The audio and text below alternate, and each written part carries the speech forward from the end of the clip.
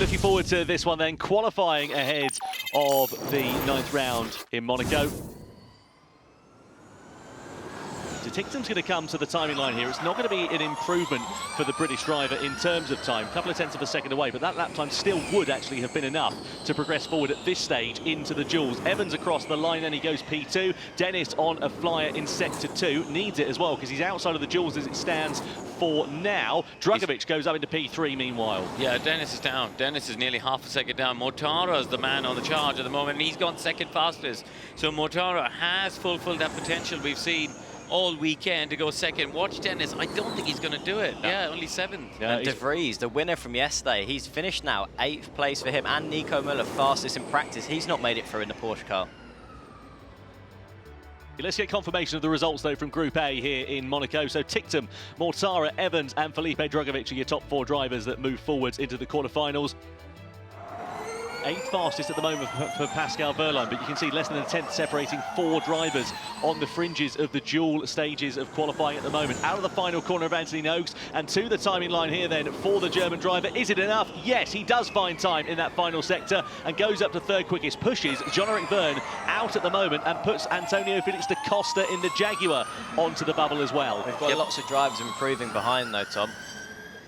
Yeah, certainly have. Da Costa with a personal best 2nd sector. Marty also making some improvements. Roland gets the fastest final sector there overall. Da Costa does make an improvement, pushes Wehrlein onto the bubble down into P4. Marty goes through and knocks out the factory Porsche of Pascal Wehrlein. He's done it by the smallest of margins, just half a tenth of a second quicker than the Season 10 world champion. And Pepe Marti is going to be through and into the dual stages by the looks of things. What about Jean-Eric Vergne, though? He's personal best in Sector 1, personal best in Sector 2. Barnard and also Maloney on some personal best lap times then here as well. And Gunther, watch Gunther. He's on his 1 and only lap, but he's done a very good job in the first 2 sectors. Vergne goes second fastest, so he knocks Marty out. Roland gets himself in there, as does Taylor Barnard, so he's gone to the top of the times. Yeah, Barnard's made an improvement. Gunther can't quite do it. He's just 0.07 of a second away. Group B qualifying then, Taylor Barnard and Oliver Roland, the 2 Britons, go through, as well as Jean-Eric Vergne, as close to a home race as the Citroën Racing driver will get. António Félix da Costa also making the cut there as well. Here is the first one then, Mitch Evans versus Eduardo Mortara.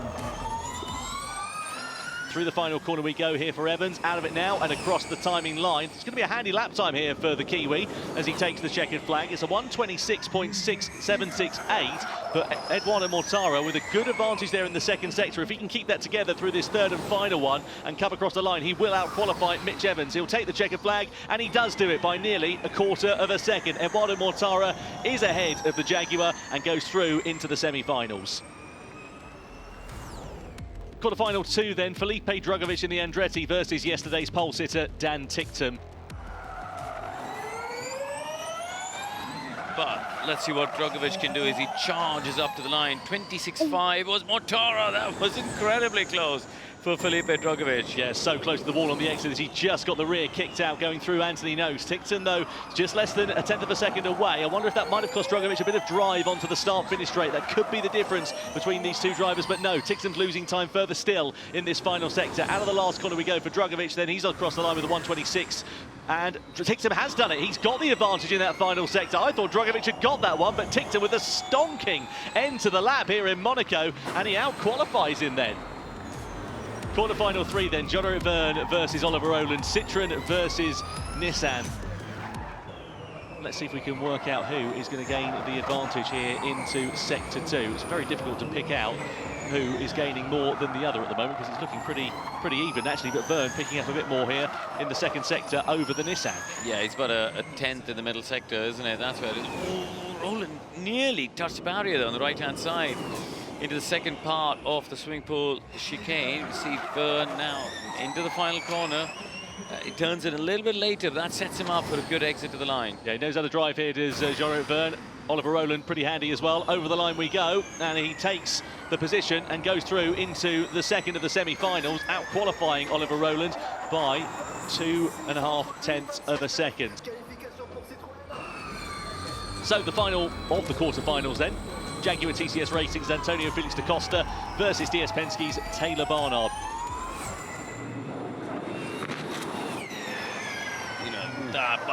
Oh, he's not hanging around now, is he, Da Costa? It looked pretty nip and tuck for track I was limits just about to there say, over yeah. the curve there. I'd be interested to get a bit of a replay on that one. I'm sure the stewards are keeping close eye on all that kind of stuff. Well, Da Costa with the advantage in the second sector, just 7/100ths of a second between the two drivers. Out of the last corner we go here for Da Costa. He's going to aim it for the timing line then, and will come across with a 1:26.732. A couple of corners then remaining here for Taylor Barnard, last year's pole sitter for the Neon McLaren team. And he's building out an advantage here in this third and final sector to try and snatch it back from António Félix da Costa. Across the line will come Taylor Barnard. Has he done it? No! 1,000th of a second between the two drivers, and António Félix da Costa makes it by the smallest of margins into the semi-finals to out-qualify the young Briton.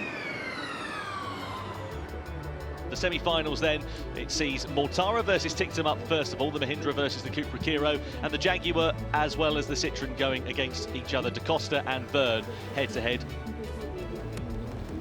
So, semi-final one then, Eduardo Mortara versus Dan Ticktum. So through the final corner we go then for Edo Mortara, right up against the wall on the exit of Anthony Noakes as Ticktum makes his way through to back then and goes through the chicane. Across the line we go with Mortara. It's a 1:26.414, but Ticktum building out 0.2 of a second over the Swiss driver as we come through in towards Le Rascasse here.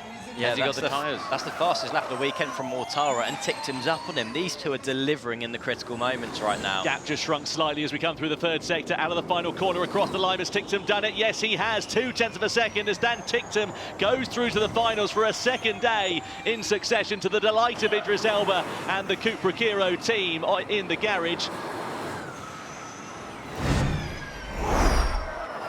We have a look at John Verne versus António Félix da Costa, a meeting of the former DS Techeetah teammates.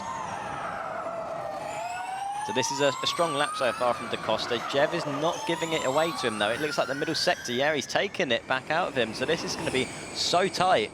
0.5 of a second separating those two in that middle sector. Over the line comes Da Costa, 26.581. Not the quickest time that we've seen so far in the semi-finals, but can Verne now respond at Citroen's home race? They've never been on pole here, and getting through into the finals would be the best opportunity they'll have had so far. Out of the last turn we go then for the Frenchman. The former world champion comes to the line. Can he out-qualify António Félix da Costa as he takes a checkered flag? No! 15,000ths of a second. He misses out as Da Costa and Ticktum, the two adversaries, will go head-to-head against one another in the final for round 10. Former pole sitters here. Da Costa took pole back in 2021. Ticktum here yesterday.